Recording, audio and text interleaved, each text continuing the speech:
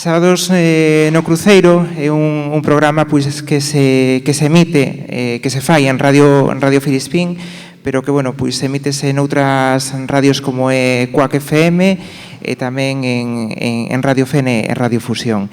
Dentro deste programa, deste magazín das tardes dos sábados, fixéronse pois dous podcasts que son os que presentamos a concurso. Por un lado, un programa especial que fixemos varios profesores da Universidade da Coruña e a compañeira Andrea Bello, que é investigadora da universidade, no que tratamos, bueno, pois, que retos teñen que afrontar pois as cidades sostibles do futuro. Ese, bueno, pois é un dos podcasts que se presentan a concurso dentro deste magazín de Sábados no Cruceiro. E por outra parte, neste programa fixemos varios programas especiais sobre o certame O Talentiño, que este ano pois celebrou a súa cuarta edición no Teatro Jofre de Ferrol, un certame, bueno, pois que se comezou a organizar dende diferentes entidades veciñais e que este ano ademais abriuse, bueno, pois a toda a provincia da Coruña, tendo a participación de 125 rapaces e rapazas que agora pois están a pasar pola radio pois para contarnos as súas habilidades artísticas, os seus talentos, as súas inquietudes.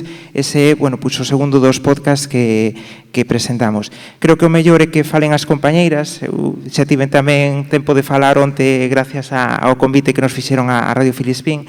Así que, bueno, primeiro falar a Andrea sobre ese podcast de retos das cidades do futuro e logo acompáñame a miña compañera tamén Chelo Carballal, que falará do podcast do Talentiño.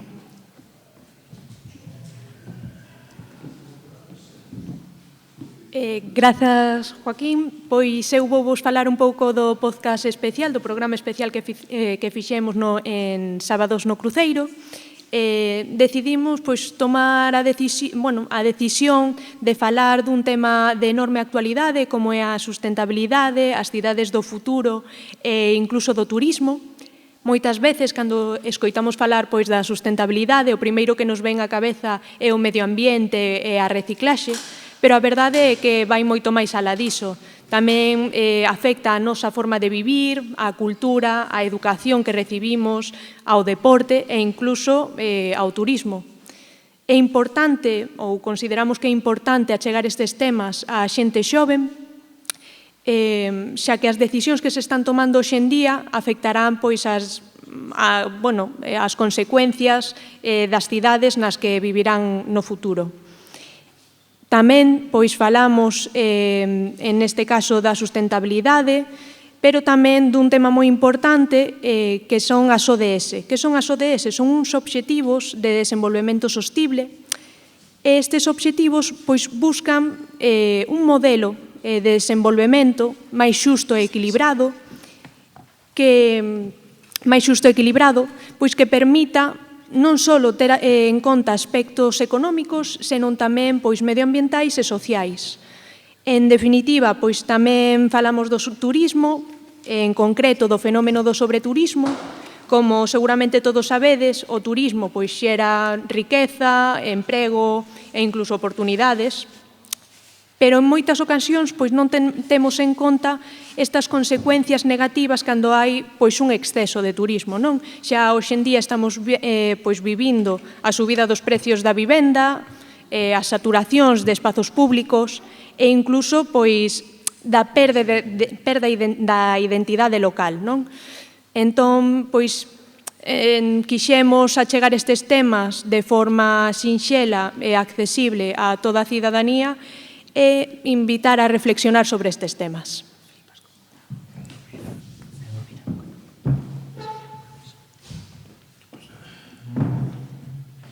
Bueno, como dixo o compañeiro Xoaquín, como dixo o compañeiro Xoaquín, dentro do programa de Sábados no Cruceiro, fixemos un apartado para convidar as persoas que participan no Talentiño. O Talentiño é un evento que se fai este ano en Ferrol. Este ano participaron máis de 120 nenos e nenas de toda a provincia da Coruña. Nos pareceu importante que unha vez que participan neste certamen poidan decirnos como se sentiron e por que fan, por que acuden a ese certamen e que esperaban del, non? Nos pareceu que poder difundir ese tipo de cousas, además para animar a outros rapaces e rapazas porque poidan facer o ano seguinte. Moitas gracias.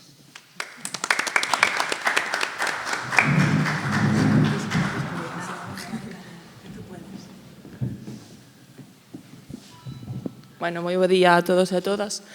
Eu veño en nome do Antón Losada Diéguez, un instituto que está na Estrada. En xeral, durante todo o curso, estivemos preparando distintos podcasts, case todos eles relacionados con diferentes temáticas ou con diferentes festividades que se foron celebrando ao longo do curso. E xusto que presentamos para este concurso vai sobre o Entroido. O Entroido na Estrada ten bastante importancia porque temos bastante alumnado que participa nos ataques do Ulla, nesas batallas que se celebran nesa zona. E quixemos un pouco homenaxear tamén esa tradición que segue viva nesa zona e na que moitos deles participan aínda a día de hoxe actualmente e moi voluntariamente, ademais. Entón, nada, o que fixemos foi un pequeniño guión repartindo un pouco os papéis de cada unha das persoas. Foron 5 alumnos, 3 nenos e 2 nenas, e o que fixeron foi, había 2 que se encargaban máis da parte narradora, un pouco de presentación e de desenvolver así ou guiar un pouco as diferentes partes, e logo 3 deles son persoas que, como digo, participan activamente nestes ataques. 2 deles, de feito, eran facían a batalla entre eles, e o que fixeron foi explicar un pouquiño como viven eles o Entroido, que tradicións teñen, en que consisten estes ataques do Ulla, e finalizaron cun pequeno ataque, unha representación que despois eles personalizaron tamén e que viviron no propio Entroido. Falouse un pouco tamén do que se fai no instituto, xeralmente fais un concurso de disfraces, acompañas ás veces tamén de comida, entón, falamos un pouquiño de todo iso, da tradición, da comida e de como eles viven e celebran esta festividade. E iso é o que se presentou para o concurso. E nada máis.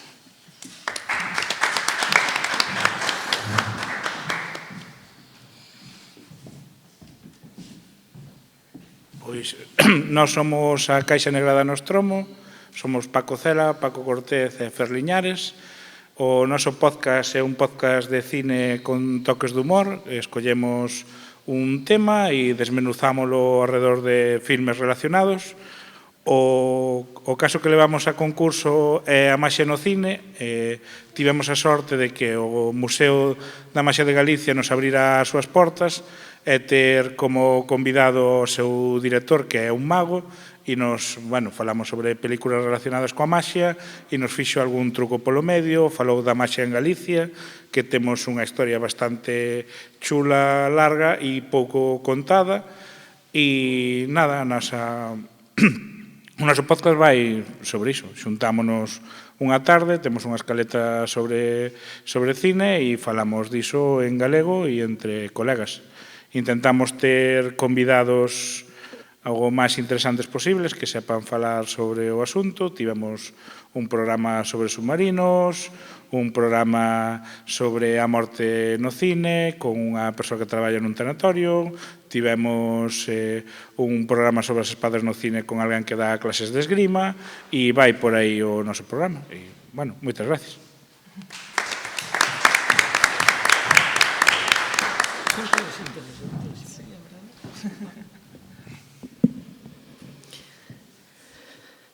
Cando cumprín 44 anos, regaleime un podcast. Chámase Quedamos para un café. Eu non sabía nada de gravar, de editar, non tiña nin idea de onde subir os episodios, nin nada. E en plena pandemia, cun micrófono dun xogo de karaoke da Wii da miña filla, comecei a gravar. Así naceu Quedamos para un café. Gravei 96 episodios, a maioría deles con persoas, en formato entrevista, conversa, charla, persoas as que coñecí e das que quería saber máis, e como, aínda que non apareza, son unha persoa tímida, dábame vergonza preguntar. Entón, dixe, se os convido a un podcast, podo preguntar sin que me miren mal.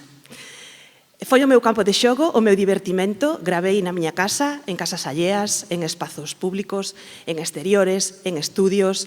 Fixen podcast en directo con público no auditorio do Concello no que vivo, nunha sala de cine independiente en Madrid, nun instituto de Torrejón no que impartimos unha formación, e o día da festa de fin de curso presentamos os docentes, os pais e os alumnos o traballo que fixeramos durante todo o ano. Despois de gravar, como vos dicía, 96 episodios, eu sentía que xa non publicaba coa mesma asiduidade, non tiña tanta ilusión a hora de concertar entrevistas, porque botaba en falta as persoas, o contacto cercano. Estaba cansa de gravar por videoconferencia, que ao final gravaba moitísimo por videoconferencia. E xusto nese espazo-tempo convidoume a miña amiga Isa á Radio Cidadá de Ames Radio. Ali gravamos 2 programas das 2 áreas do meu emprendimento, podcasting e coaching, e foi entrar na radio e sentir que estaba en casa. Eu xa estivera ali, de outras veces colaborando, e de feito tiña nun caixón do meu escritorio a solicitude para formar parte de Ames Radio dende 2021. Esta solicitude presenteina en setembro de 2025 e aí naceu Un Café en Ames, que é o proxecto que traio a este concurso. A temática ven sendo a mesma, formato entrevista, charla ou conversa con persoas que me parecen interesantes. O que cambia é a lingua, este fago en galego, é unha débeda que tiña comigo mesma, facer algo na nosa lingua, e tamén a ollada. En vez de mirar a outros lugares, miro en Ames e na contorna. Cando me sentei con Blas, o alcalde de Ames, para facer este primeiro episodio en público, en directo e con público, eu tiña claro que quería que fora con Ángel Carracedo, xa tiña pechada a entrevista con él e quería coñecelo. E el díxome xente, non, que vivía no noso concello, persoas as que eu non coñecía ou que sabía da súa traxectoria profesional, pero non sabía que vivían no concello. E iso fíxome como un clic, non? Dicir, ostra, temos moito valor no noso edificio, na nosa rúa, na nosa cidade. Entón, solemos fixar os obxectivos mirando cara adiante e dando pasos que nos levan a él. Pero como dicía Steve Jobs no seu discurso de Stanford, moitas veces nos damos conta de que ao mirar cara atrás hai puntos que se unen, non? Cousas que fixemos por ilusión, porque o corazón nos levou ali. Non era o mellor para o negocio, non era o máis apropiado ou o máis fácil nese momento, pero sentíamos dentro que era algo que tiñamos que facer. E de aí, deses puntos, é onde naceu Un Café en Ames. O episodio que ven a concurso é o de Sandra de Rego, unha artesá que vive en Bertamiráns e une todos os meus valores e todo o que eu persigo neste podcast e todo o que me gusta da xente. Son unha fan das historias, gustame moito falar, como estades vendo. Dixéronme 5 minutos, o teño ensaiado, 5 minutos van a ser.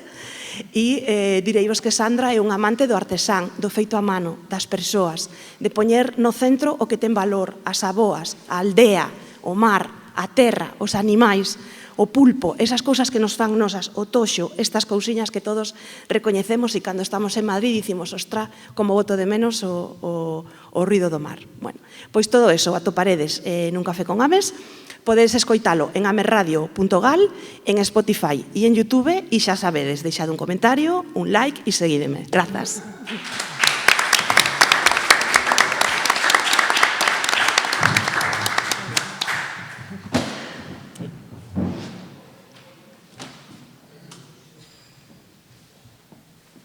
Hola, que tal? Bo día a todos e a todas. O que vos veño a presentar é In the Corner, que dicides vos, ostra, un programa, un podcast en inglés e tal. Non en inglés, é en galego. O que pasa que por que lle chamamos así? Bueno, o nome ten unha parte confesable e outra inconfesable. De por qué? O que é inconfesable, pois vos lo deixo a vosa imaginación. O confesable é porque en 1921 se produciu un feito terrible para o que é o deporte e a muller e o deporte, non? Que foi que a Football Association decidiu que as mulleres non podían xogar a fútbol. Eles empezaron a argumentar cousas do tipo que era malo para a saúde, en fin, este tipo de argumentos moi propios que non van á esencia do problema e que intentan incluso disimular e establecer un criterio moral sobre por que se toman decisións que son tremendamente importantes de xeito aparente. En Inglaterra, en Gran Bretaña, que é un país onde naceu o fútbol, e onde, ademais, se fan moitísimos traballos, hai moitísima literatura académica e non académica sobre o mundo do deporte. Nos últimos anos están aparecendo traballos revisionistas analizando a razón de por qué se fixo iso. A razón era puramente económica. Houbo movimentos, incluso dentro das empresas, sobre todo na Primeira Guerra Mundial, na que cos homes que estaban na fronte, pois as mulleres empezaron a traballar nas empresas, a facer municións, a traballar en calquera caso na industria bélica de xeito xeral. E ali se comezou a fomentar un movimento como se fomentara pois como 40 anos antes cos homes, non? Nos homes tamén nas universidades, e que se comezou a practicar o fútbol. Que pasa? Que houve equipos maravillosos, maravillosos non o digo por dicir, sino porque foron maravillosos, como na empresa da que saiu un club que se chamou Dick Kers, onde chegaron a facer xiras até por Estados Unidos, incluso gañándolle partidos a homes, non? A homes que incluso eran profesionais do fútbol naquel momento, principios do século XX, no fútbol americano e canadense. Cando volveron a Bristol, tiveron un recibimento espectacular. E a partir de aí empezaron a facer un mogollón de partidos amigables, non? Onde había unha recaudación impresionante, porque incluso había partidos nos anos 20, a principios dos anos 20, onde chegaban a convocar máis público que na propia final da Cup inglesa, non? Da final da Copa do fútbol inglés masculino. Que pasaba? Que a Federación non podía controlar esta historia. E o que dixeron é, bueno, pois se non o podemos controlar, vamos a acabar con isto. Argumentamos o que sexa, pero acabamos con isto porque o que nos interesa por riba de todo é o diñeiro, non? Entón, a partir de aí se produce unha prohibición de 50 anos e o fútbol feminino queda relegado. Por eso moita xente di, oye, e por que o fútbol feminino vai tan atrasado e tal? Bueno, pois moitas das razóns de que vai atrasado é precisamente porque o propio fútbol se encargou de que a muller fora con anos de retraso, en este caso medio século de retraso, a hora de traballar e desenvolverse na práctica deste deporte, incluso de chegar ao profesionalismo. Se chama tamén The Corner porque estamos no cantiño da península, porque, ademais, incluso dentro do Cantiño, en Galiza, estamos no Cantiño do Cantiño, que é esta parte de aquí, esta bela terra de Narón, Fene, Ferrol, etc. A partir de aí, que se pretende en canto aos contidos? Pois algo que tamén nos parecía fundamental, ou me parecía fundamental, que o fútbol é moi popular, pero como aínda estamos seccionando fútbol masculino e fútbol feminino, o fútbol feminino é menos popular, ou prácticamente nulo en canto a popularidade. Agora sí, nos últimos anos estamos asistindo a un fenómeno diferente, desde os anos 80, en todo caso, que custou moitísimo montar a primeira competición feminina en España, con un equipazo que tiñamos en Galiza, que era o Carbo, e que chegou a ser 3 veces campeón de España nas 3 primeiras edicións, pois a partir de aí empezou isto a funcionar un pouco. Pero que pasou aquí? Que xusto cando estaba eclosionando a nivel estatal, en Galiza apagouse. 2 clubs que son os clubs de referencia, tiñan a importancia vital para que isto non acontecera, pero o Deportivo e o Celta, naquel momento, mediados dos 80, mergullados nas súas propias crisis económicas, deixaron que o fútbol feminino morrera. Pero a muller non quixo que o fútbol feminino morrera, e se produciron determinados movimentos en determinados lugares, uns encamiñando esa modalidade deportiva ao fútbol sala, e outros, incluso, outras mulleres desenvolvendo soños, incluso en contra outra vez da propia Federación Galega de Fútbol, que era crear ligas. De feito, incluso aquí en Galiza se chegou a crear a Liga do Condado, no sur, onde mulleres chegaron a montar un campeonato internacional xunto con equipos portugueses que non era aceptado pola Federación Galega de Fútbol. Bueno, eso, de algún xeito, sigue dándose hoxe. En que sentido? De que esa popularidade da que falaba pois non se está tendo tampouco ao nivel do fútbol feminino. Si podemos, todo o mundo, si vos digo, a diferencia de hai, eu que sei, 10 anos, dicídeme 3 nomes de futbolistas españolas ou internacionais, pois seguramente sí, Alexia Putellas, Aitana Bonmatí, Catacol, bueno, todas porque quedaron campeonas do mundo e de algún xeito se lles deu un espazo. Pero o problema é, e aquí en Galiza que? Temos só un equipo na elite, pero só un equipo na elite en todo o cuadrante noroeste da península, que é o Deportivo. E do Deportivo máis ou menos se vai falando, pero se fala do Maio, se fala do Vitoria da Coruña, do Vitoria de Santiago, do traballo que fan nas canteiras, non, sigue sin falarse. Entón, o que decidimos é que había, grazas a que Radio Fene desde sempre foi unha plataforma maravillosa para traballos experimentais e para difundir aspectos da vida que ao mellor outras empresas da radiodifusión non entenden que son tan comerciais, pois a través de, neste caso, Radio Fene e das emugas pois de Radiofusión, pois se permite que existan este tipo de contidos para que, polo menos, de algún xeito, máis mayoritariamente ou máis minoritariamente, se poda difundir e presentar e dar o protagonismo necesario ás mulleres que practican o fútbol de xeito calado e que ninguén lles dá outros espazos. Esa é a filosofía do programa, esa é a filosofía do podcast, e iso é o que intentamos buscar, que a muller teña a relevancia en calquera orde da vida, incluso tamén no deporte, que merece porque o ten conquistado a través do seu traballo. Básicamente, eso é In The Corner.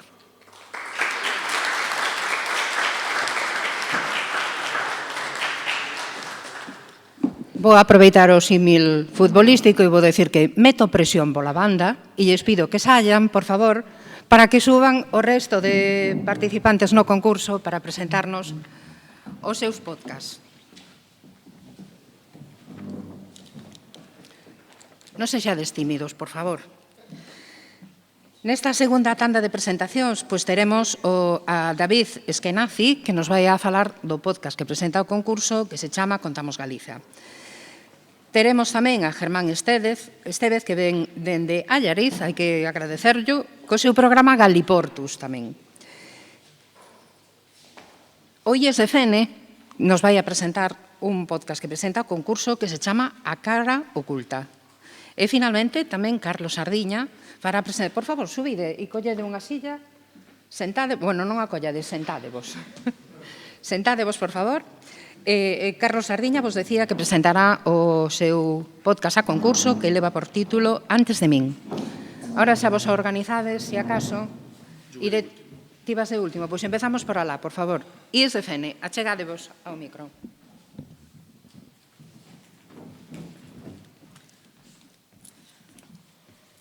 Bueno, bo día a todos. Vimos do ISDFN, dun grupiño que fixemos na materia de Economía e Emprendemento en cuarto da ESO. E, bueno, estivemos a preparar o podcast que hoxe traemos para outro concurso tamén, entón aproveitamos pois a ocasión, non, para falar disto neste festival. Un pouco o que queríamos traer o consumo responsable, non? Intentar concienciar sobre todo a xuventude pois de ter uns hábitos de compra pois máis saludables, por así decirlo. Entón, comigo está a Lúa, que é unha rapaza das que fixo o podcast, tamén no público está Martina, Ángela e Dania, que tamén participaron, e tamén o alumno Roque, que non pudo estar aquí. Entón, bueno, agora a Lúa os va a contar un pouquiño máis en que consiste.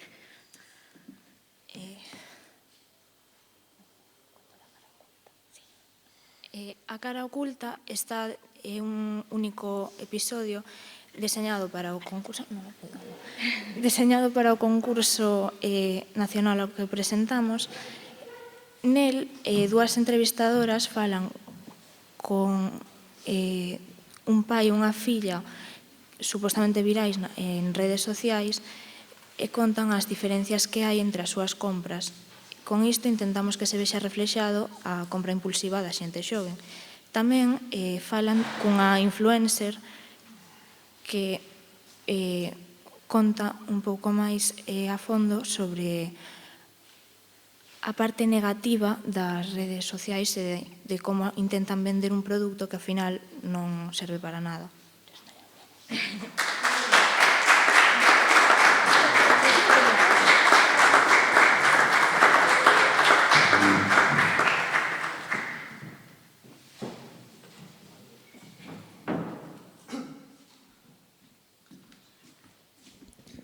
Bueno, buenos días. Gracias por la invitación. Voy a hablar en castellano porque el gallego no lo manejo, lo entiendo bien, así que les pido disculpas. Quizá en una próxima oportunidad ya me pueda animar. Bueno, mi nombre es David Eskenazi, soy el creador de Contamos Galicia, un podcast que es un archivo de memoria oral de las aldeas gallegas. Yo soy psicólogo y trabajé muchos años en radio en Argentina, emigré hacia Galicia hace 2 años. Mi abuelo emigró cuando tenía 18 años y nunca más regresó. Y bueno, empecé a trabajar con el podcast como una herramienta terapéutica, combino podcast y radio para abordar el trabajo con distintas poblaciones. En la actualidad trabajo en Vigo con personas que se recuperan por consumo de sustancia. Y bueno, en algún momento empecé a pensar un poco en la historia de mi abuelo, de ese migrante que se fue a los 18 años y nunca más pudo regresar, y combinando un poco de psicología con radio, se me ocurrió hacer este proyecto, que consiste en ir a las aldeas, a cada una de las aldeas, o se propone ir a cada una de las aldeas de Galicia, que son más de 30.000, no creo que me dé la vida, pero bueno, ir y proponer a modo de intervención psicosocial y pasar un tiempo con las personas que viven en las aldeas, sobre todo con los adultos mayores, y ir a recoger la memoria de esas historias, ¿no? De lo que se vivió ahí. La idea es que no sea un podcast en el que yo soy el periodista o el que va a entrevistar, sino que sea un podcast en el que los propios vecinos se puedan narrar a ellos mismos y contar la historia que ellos quieren contar de sus aldeas. Actualmente realicé 2 episodios, hoy voy de camino a realizar un tercero. Acá presenté un episodio que se grabó en Cerneira, en Valga, en Pontevedra, con 2 personas que vivieron ahí toda la vida. Y bueno, en ese episodio se puede escuchar cómo era su infancia, cómo fue su adultez, cómo es la vida hoy en las aldeas. Bueno, y Contamos Galicia es de alguna manera un proyecto que tiene como propósito recuperar la memoria oral de esas aldeas y también de alguna manera personalmente es el camino que yo recorro para conocer en parte de Galicia, que hace poco que estoy, y también en el encuentro con esas historias voy encontrando un poco la mía, esa que mi abuelo no llegó a contarme o que inclusive hoy no puede estar escuchando estos episodios que hago. Entonces, bueno, es un poco hacer memoria para encontrarme y para que también las personas puedan poner en valor lo que fue su vida, lo que es, las penas, pero también las alegrías, e inclusive es una posibilidad de ver un mundo que considero que cambió demasiado, como por ejemplo la vida en comunidad que se tenía en las aldeas o que por ahí se sigue teniendo, pero que era muy, muy fuerte en esa época. Y bueno, me da la posibilidad de mostrarles quizá a aquellos que emigraron y no volvieron o a aquellos familiares que quedaron del otro lado y que también en la escucha de ese podcast puedan encontrar parte de su historia. El proyecto lo que se propone es llegar, como dije, a las 30.000 aldeas y después organizarlos en un mapa georreferenciado donde cualquier persona del mundo pueda entrar, ver en un mapa de Galicia un puntito con su aldea y ahí enterarse un poco de su historia. Muchas gracias.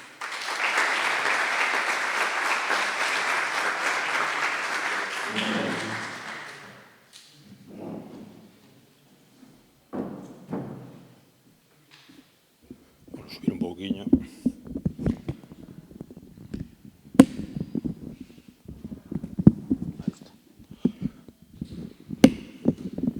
Bueno, eu son Germán, que tal? Xa estiven o ano pasado por aquí, un placer vervos outra vez. Son da terra de Celanova, si subemos nada, uns centímetros. Aí está. Perfecto.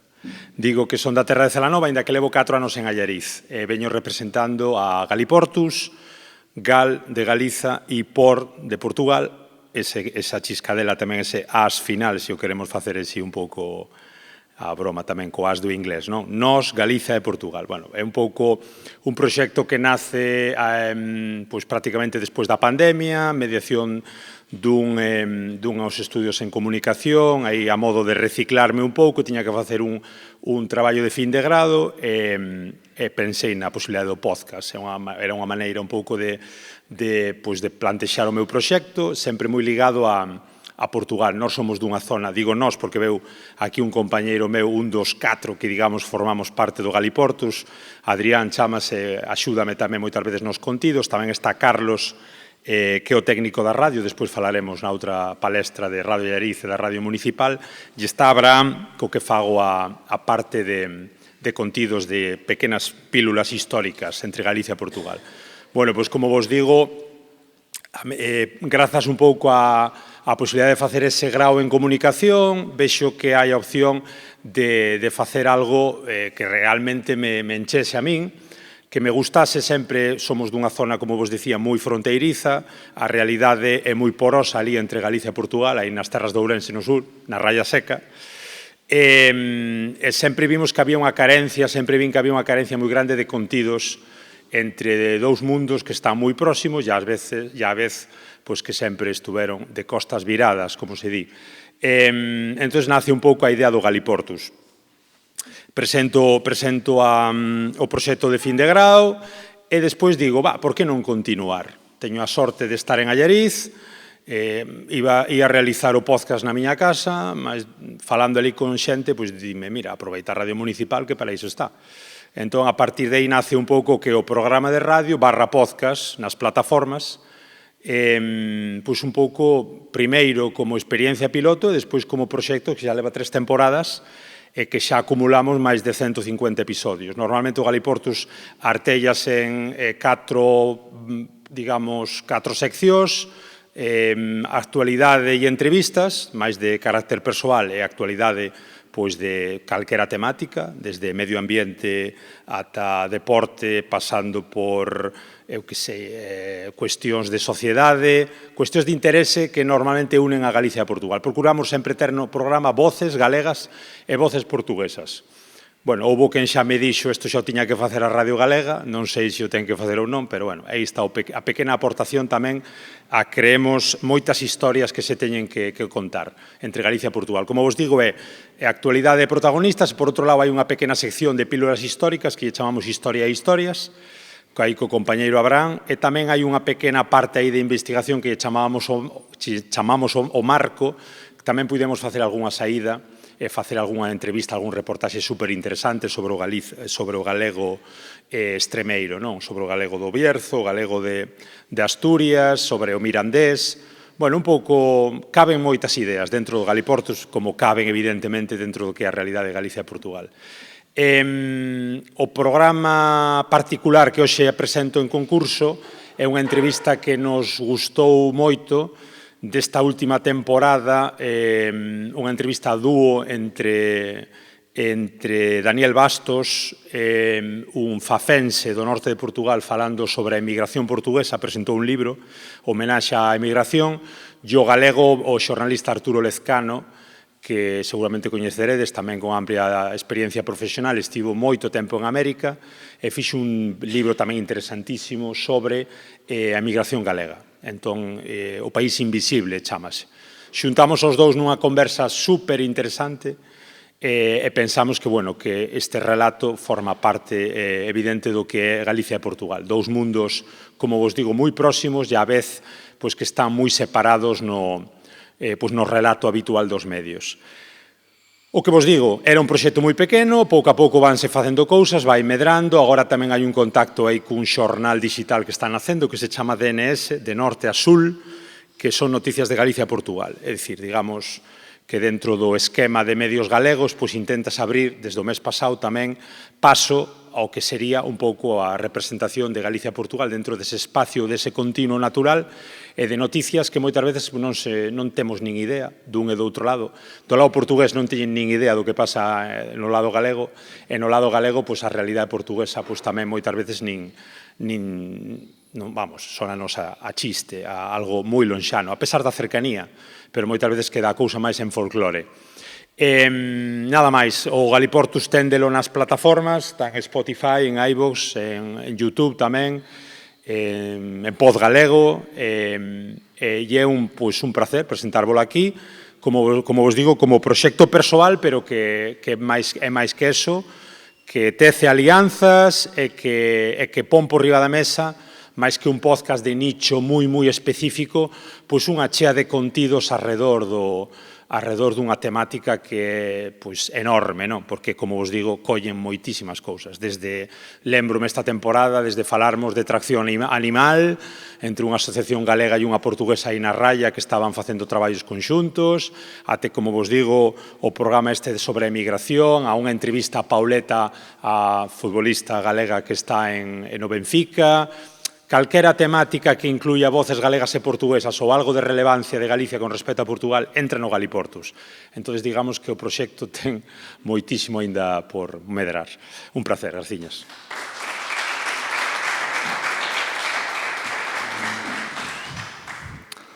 Bueno, eu chamame Carlos Sardiña. Hai un refrán que di que moito abarca, pouco apreta. Pois eu apreto pouco porque levo 3 podcasts. Non vou apretar con ningún deles, non participo por afán de competitividade nin de gañar nada. Son de Fene e son ilustrador.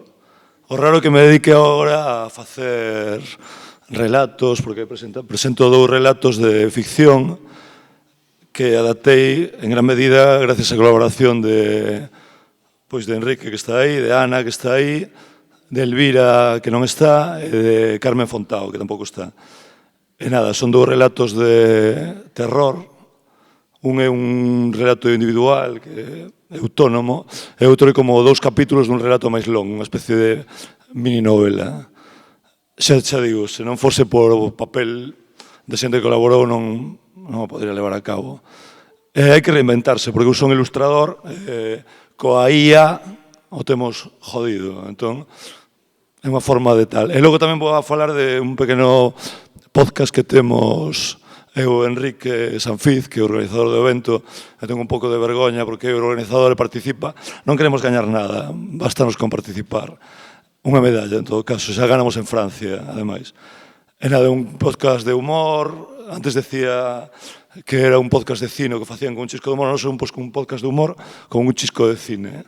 E nada, convido a todos a que descubrades o maravilloso mundo dos podcasts. Nada, veña.